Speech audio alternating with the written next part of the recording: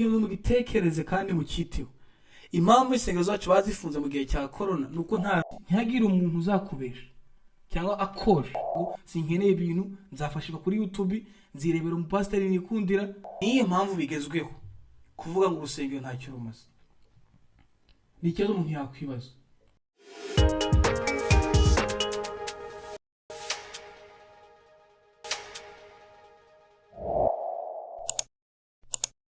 Shalom muvandimwe uri kundeba uyu munsi, Imana iguhe umugisha kuba ufunguye iyi video. Ngiye kubasangiza message ngufi ariko message y'ingenzi. Iyi message ivuga ngo agaciro k'urusengero n'impamvu muvandimwe ugomba kugira ubarizwa, ugomba kugira urusengero ubarizwamo. Mbere ko twinjira muri message mureke duce bugufi dusenge. Imana yacu turagushimiye kubw'ubuntu bwawe, wemeye ko twinjira muri iri jambo, reka uduhe kuryumva kandi uduhe kurigenderamo.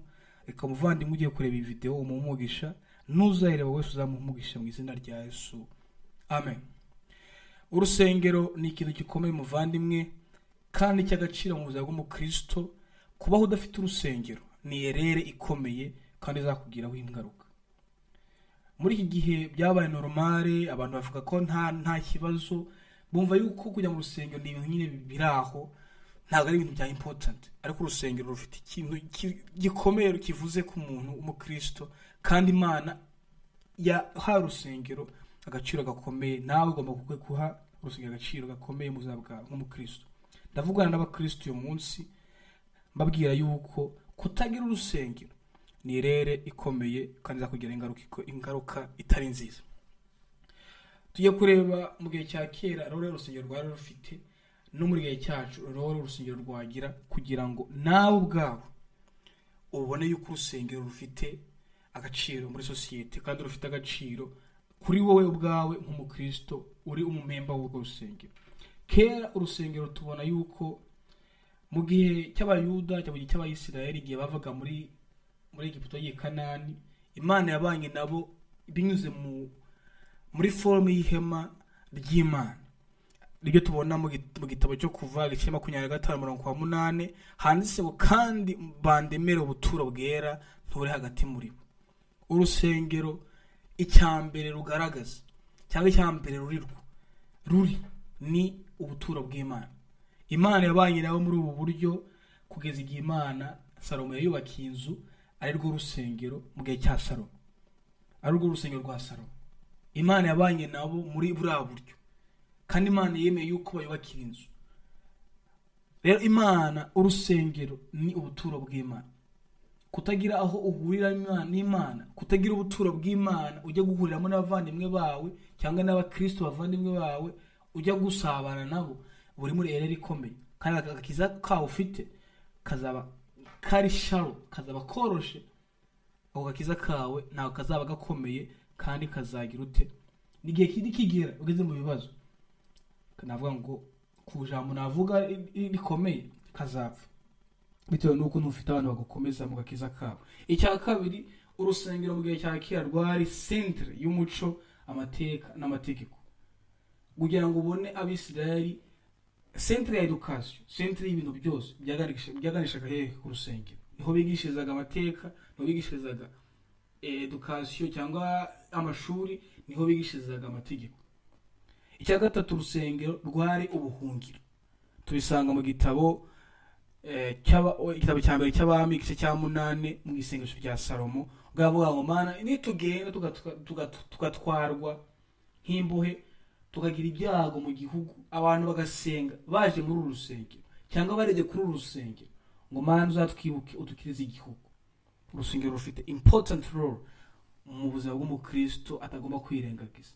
Aya marore atatu mvuze niyo role urusengero rw'iki gihe rugomba kugira kandi rugomba kuba rutanga muri societe, kugira ngo nawe muvandimwe wavuze ngo urusengero ntacyo rumaze n'ibiki byose, ubone yuko urusengero ari iki rufite importance muri societe, cyangwa ubone ko urusengero hari icyo rumaze muri societe.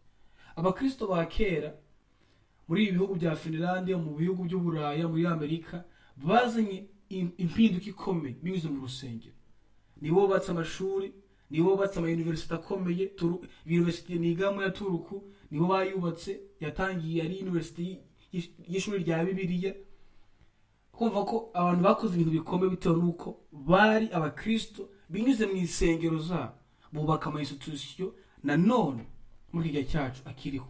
Amaze imyaka 100 yose, imyaka 100 zirenga, bitewe nuko abo bantu bafashe umwanzuro wo kuba mu rusengero no kutaba mu rusengero bicayemo gusa, abo kagira role bakora muri hehe muri societe. Muvandimwe wakwibaza se niye mpamvu bigezweho kuvuga ngo urusengero ntacyo rumaze? Ni ikibazo umuntu yakwibaza. Hari ibisubizo bitatu nshaka kubabwira numva ngiye ariko mbifata. Icyambere nuko tuvuye mu gihe cya corona. Mu gihe cya corona insengero zarafunzwe, abantu benshi bagenda kuri online, bagenda kuri Zoom, bumva yuko yakwirebera kuri YouTube umupasiteri yikundira, umuapotre yikundira, umuntu nyine yumva umufasha. Binyuze hehe kuri social media. Corona irangiye rero abantu bwa bushuhe bari bafite kugenda ku rusengero burashira, bumva yuko azafashirizwa mu cyumba cye, adakeneye undi muntu, adakeneye urusengero. Ariko nkuko navuze, umuntu ukora ibyo aba ari muri erere ikomeye. Urusengero ntabwo ari ahantu ho guhurira ngo abantu bashushe inkuru, abantu basabane, bajye guhoberana birangira. Urusengero ntabwo ari inzu ngo niyo duhuriramo n'ibyo nyine birarangiye. Urusengero rwo kugira role ikomeye muri societe nkuko abatubanjiriza bagira gute babikoraga. Impamvu insengero zacu bazifunze bavandimwe, ikintu mugitekereze kandi mukiteho. Impamvu insengero zacu bazifunze mu gihe cya corona nuko nta role zagiraga muri societe. Ariko ibaze iyo tugira amashuri mu nsengero zacu, ibaze tugira ama day care aho bareba abana batoye, aho barera abana batoye. Ariko ibaze iyo tugira ibigo ngororamuco mu nsengero zacu. Igihe corona yari kuza ntabwo bari gufunga insengero zacu, kuko bari kubona yuko nidufunga insengero zabo turadufunze ishuri, nidufunga insengero zabo turadufunze daycare y'abana batoye, turadufunze ikigo ngororamuco. Ariko insengero zacu barazifunze, ubuzima burakomeza nkuko bwari bumeze, bitewe nuko nta role, nta value dutanga muri societe. Niyo mpamvu badufungiye izo nsengero. Urugero nabahereza rwafasha mu byumve, nagize amahirwe mu gihe cya corona kuba ahantu bita Toevorina muri iki gice cya Toruku muri Finland, ni ishuri ry'abadivantiste umunsi wa karindwi. Igihe bafungaga insengero zose muri Finland, twe ntibadufungira urusengero. Uzi impamvu? Nuko twebwe urusengero rwacu rwari ku ishuri.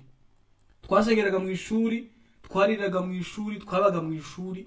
Bisobanuye ko abandi barafungiraga ku isabato ntibajya gusenga, twebwe tukaba mu ishuri kuwa mbere ku gatanu ku isabato tugasenga ku ishuri. Uri kumva ko iyo tugira ubwenge mbere tugashiraho izo activite za sociale zo gufasha abantu muri societe, igihe corona yari kuza ntabwo yako dufunga insengero, yako barazifunze gusa burakomeza nkuko ntaho nta kintu cyabaye. Bavandi mumenye yuko urusengero impamvu abantu benshi baruvamo nuko babona nta role igira muri societe. Tugomba gushiraho amashuri, tugomba gushiraho daycare z'abana batoya, tugomba gufasha abana bafite ibibazo bya mental issues, depression zikomeye muri gihe zigezweho, abantu benshi bafite depression, tugafasha abo bantu binyuze mu nsengero. Kuko icyo gihe dufite role ikomeye muri societe, kandi tuzafasha abantu kwegera Yesu cyambere, ariko nanone tugafasha societe mu bibazo ifite. Icyo ni cya kabiri.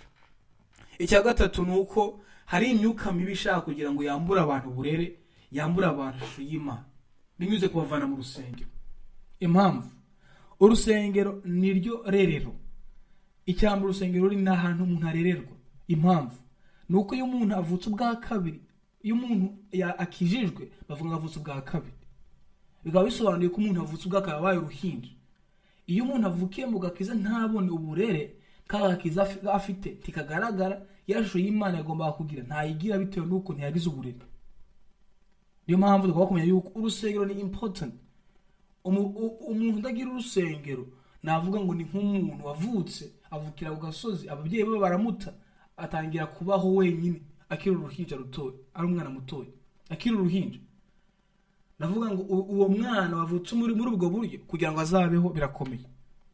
Niyo mpamvu dukeneye urusengero kugira ngo rukire important role mu buzima bwacu, mu kutwigisha indangagaciro z'Imana, mu kutwereka ishusho y'Imana no kuduhereza uburere muri rusange.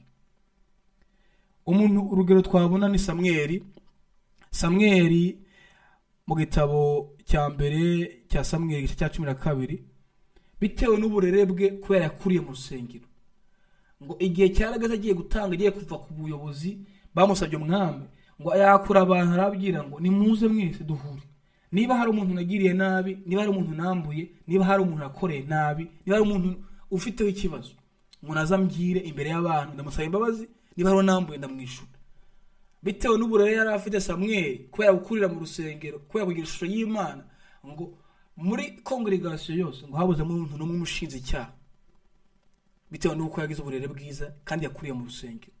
Urusengero rufite role ikomeye bavandimwe mu buzima bw'umukristo, kandi urusengero Satani ashaka kugira ngo rurwanye icyambara rwambure ubwo bubasha bwo kwigisha abantu, ruba ahantu abantu bahurira kuryosha inkuru no gukora ibintu bidakwiriye. Kandi urusengero rwagomba kuba institution ibera abantu irerero, irebera abantu ubuturo, cyangwa ibera abantu ubuhungiro, kugira ngo abantu bahahungire bafite ibibazo, kandi kugira ngo umuntu nahakurira azaba afite uburere bukwiriye. Ndakubwira ngo nshuti, ntihagire umuntu uzakubesha cyangwa akosha yuko urusengero nta role rufite muri iki gihe cyacu.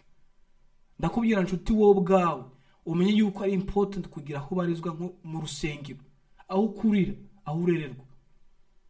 Reka message nshuti ubone ko ari yawe.